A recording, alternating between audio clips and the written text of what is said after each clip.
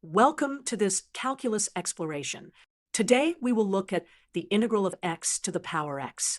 We want to evaluate the integral of x to the x with respect to x. This integral is famous because it is non-elementary. That means it cannot be written using the usual building blocks like polynomials, sines, exponentials, or logarithms alone.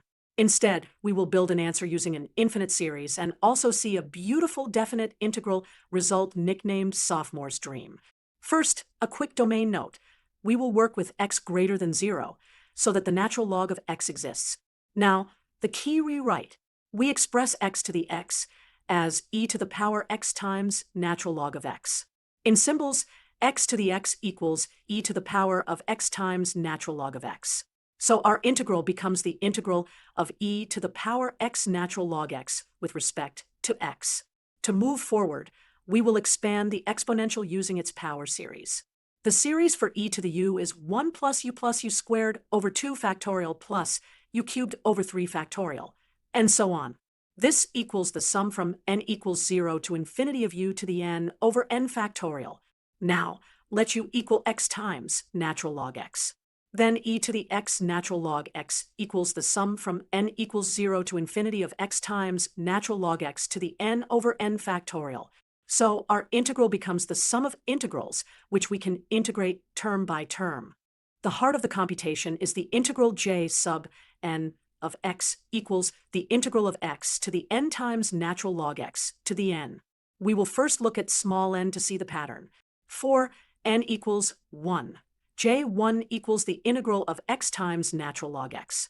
Using integration by parts, we get x squared over 2 times natural log x minus x squared over 4 plus a constant.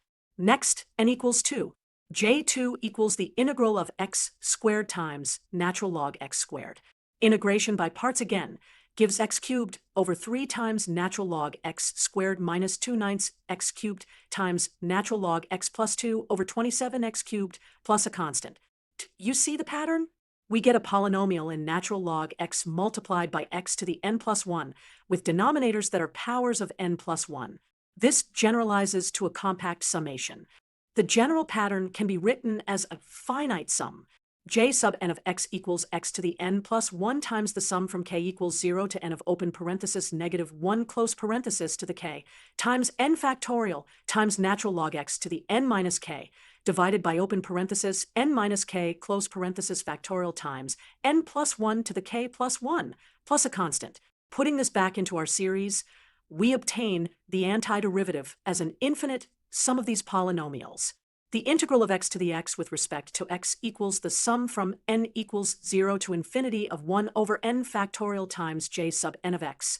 Equivalently, we can write it as the double sum shown here. Remember, this is valid for x greater than 0, and we include the constant of integration. For intuition, let us graph y equals x to the x for x positive. And look at the area from 0 to 1, which has a beautiful closed form. Here, our axis scaled to show the important features. We draw the curve y equals x to the x. Near 0 from the right it approaches 1, and it grows as x increases.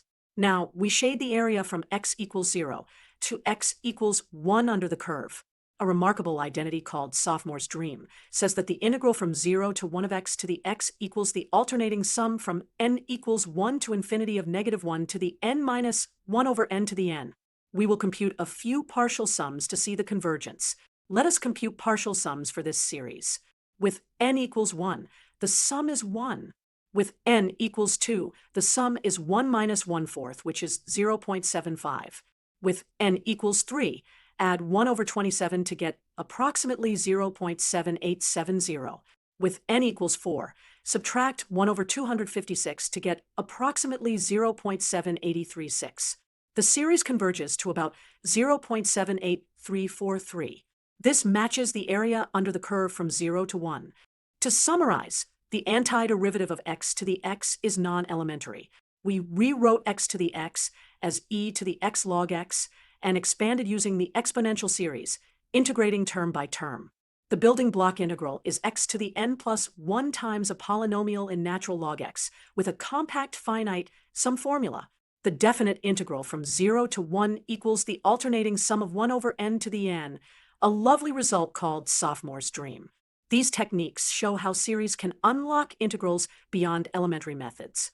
Here is the final antiderivative one more time, in its series form, valid for x greater than 0 plus the constant of integration.